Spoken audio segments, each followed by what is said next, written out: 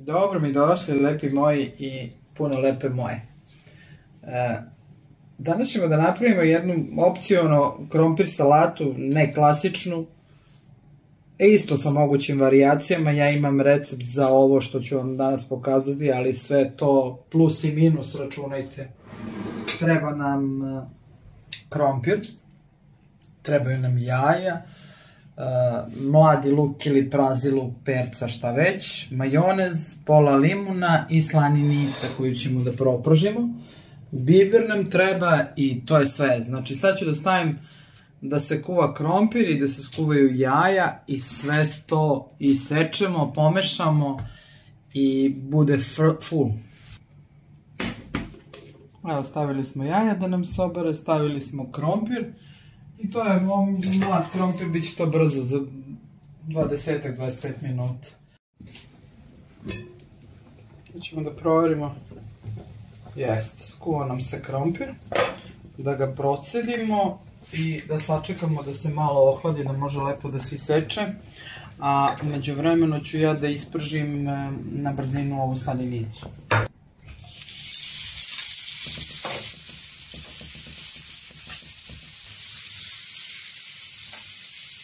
Ovo ćemo, znači, da ispržimo, samo da pusti masnoću, pa ćemo onda da ga stavimo ovde na obrus, da se isprži i onda nam je spremno za salatu.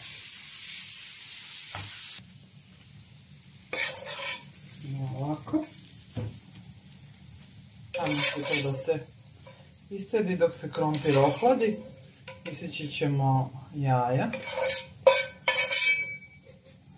I sve to pomešamo i imamo odličnu salatu.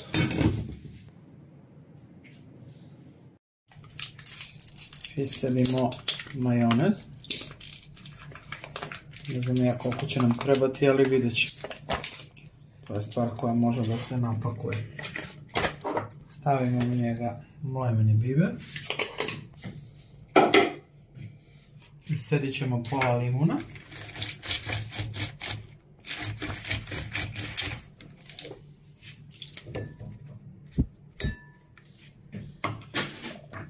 Onda ćemo to da promešamo.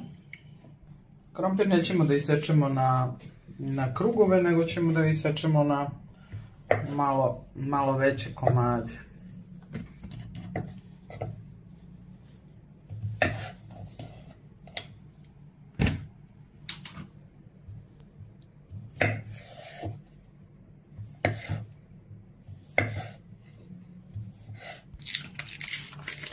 Isedit ću još malo majoneze, skoro pa celo ovo. Ako, ne znam ni ja. Znam samo da krompir pije dosta svega. Pa onda u skladu sa tim. Evo smo ga naseckali ovde. Sad ćemo da mu sipamo ovo. Sipat ćemo mu slaninicu. Da isečemo jaja.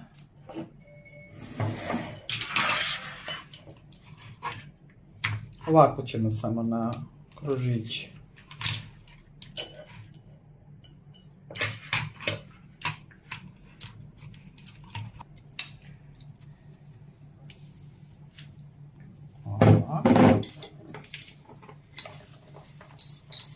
Ovdje su bila dva struka mladog luka.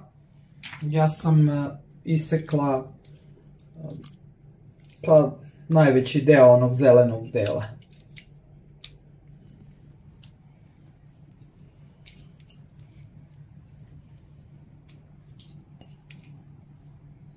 Evo ovako, sad ćemo to da pomešamo. Sad ćemo i jaja da stavimo.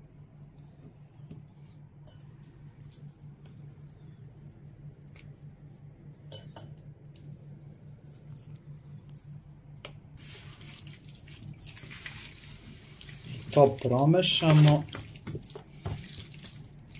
i završili smo Sad ćemo samo da ga sipamo i da ga lepo dekorišemo i da uživamo. Evo je naša krompir salatica. Rekoh vam, za nijansu različita od klasične, a vi je probajte, meni će biti drago ako vam se dopada. Ljubi vas i voli, vaša Zorka.